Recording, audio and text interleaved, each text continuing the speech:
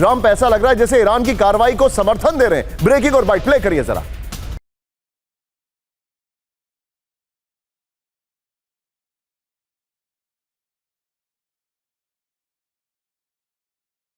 इस सब के बीच में एक और बड़ी खबर आई है, ब्रेक करिए। आत्मरक्षा में हमले कर रही है ईरानी सेना, ब्रेक करिए। सीज फायर उल्लंघन वाले ठिकानों पर हमला, ब्रेकिंग और बाइट दिखाइए जरा। इस वक्त की बड़ी खबर, ब्रेकिंग और बाइट, ये देखिए जरा विजय, ये खबर, इससे पहले वाली खबर और कुवैत एयरपोर्ट पे जो पहला हमले वाली खबर हमने दिखाई है। तीनों ब्रेकिंग, तीनों शॉट एंड सीधे straight to Sumera. Sumera, Oman के बारे में आपने हमें बताया, कुवैत के बारे में आपने कल हमें बताया था। क्या यह समझा जाए कि एक मैसेज ईरान की तरफ से यह है that you have chosen the wrong partner, सारी मिडिल ईस्ट की कंट्रीज को, और हमारी रेजिलियंस जो है वो बहुत ज्यादा है। आई सेड बीच में ट्रंप वाली खबर रखिएगा।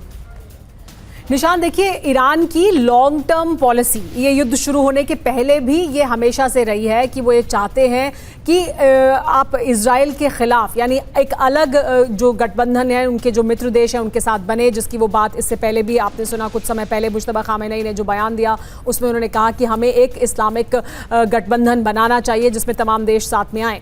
और अब उनको ऐसा लगता है कि ये वो समय है तब जबकि वो इसको एक ताकत की पोजीशन से, एक अथॉरिटी की पोजीशन से ये कह सकते हैं कि देखिए, अब आपने देख लिया, अमेरिका ने जब मदद करने की बारी आई तो आपकी बाद में मदद की, पहले इजराइल की मदद की, यानी अमेरिका के लिए इजराइल फर्स्ट है, बाकी सब बाद में है।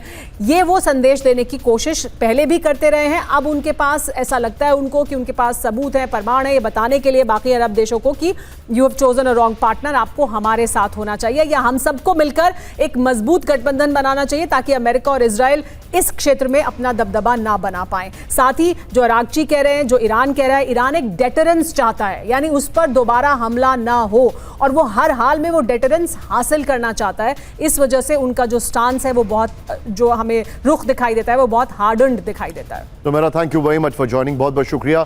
आपका एक शो था 3 बजे और 7 बजे भी सुमेरा को जरूर देखिएगा। एंड सुमेरा, बहुत सारे लोग कह रहे हैं अगला पॉडकास्ट कब आ रहा है, we are waiting for it. Thank you very much Sumera. TV9 पे सुमेरा और आशीष का पॉडकास्ट जरूर देखिएगा। लेकिन इस सब के बीच में बड़ी खबर, अमेरिकी मदद के बिना कुछ नहीं कर सकता इजराइल, ब्रेकिंग और शॉट बाइट दिखाइए। इजराइल को लेकर ट्रंप का बहुत बड़ा दावा, दिखाइए जरा। इजराइल को अब अमेरिकी मदद की जरूरत नहीं, ब्रेकिंग और बाइट दिखाइए।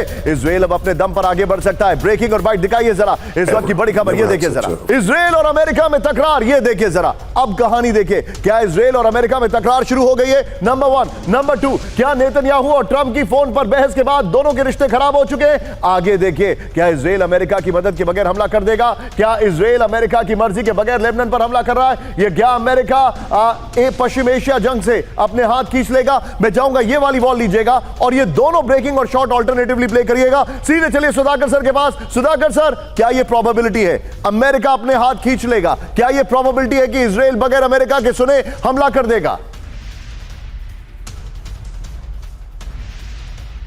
निशांत, आपके सवाल के अंदर जवाब छुपा हुआ है। अगर हम थोड़ा जियोपॉलिटिकल स्ट्रक्चर को समझने की कोशिश करेंगे तब समझ में आएगा, इजराइल नहीं है, ये अमेरिका का एक सैटेलाइट पोस्ट है और अमेरिका के बिना सपोर्ट इजराइल नहीं रह पाएगा। सो इसीलिए जो भी कुछ हो रहा है, ये मेरा अंदाज है, ये आपसी सलाह मशवरा करके ये एक गुप्त रूप से एक स्ट्रेटेजी बना हुआ है।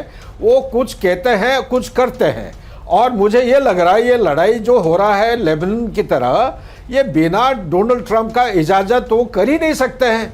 ऐसा कैसे हो सकता है कि वो उनके हथियार के बिना इजराइल आगे कदम नहीं रख सकता है? जितने इंटरसेप्टर हैं, सारे इंटरसेप्टर आप अमेरिका में मैन्युफैक्चर करते हैं। ये बात अलग है कि आज के दिन में स्ट्रेटेजिक रिजर्व जो है इंटरसेप्टर्स की, ये 1/3 कहते हैं कि 2/3 उनका खत्म हो गया है, 50% से ज़्यादा, यानी कि 67% टच हो रहा है। अभी सिर्फ 1/3 बाकी रह गया है। वो भी 1/3 अभी जिस तरफ लड़ाई की इंटेंसिटी चल रही है, ये थोड़े ही दिन में ये खत्म हो जाएगा, जैसे खत्म होने जा रहा है। तो ये मैन्युफैक्चरिंग टाइम जो है ये कोप अप नहीं कर पा रहा है, एंड ये मैन्युफैक्चरिंग टाइम उनके पास है ही नहीं। उनको 3 साल चाहिए सारे इंटरसेप्टर बनाने के लिए। ये एक पाबंदी है। ये पाबंदी की वजह से हो सकता है लड़ाई थोड़ा सा और पॉज हो जाए बीच बीच में।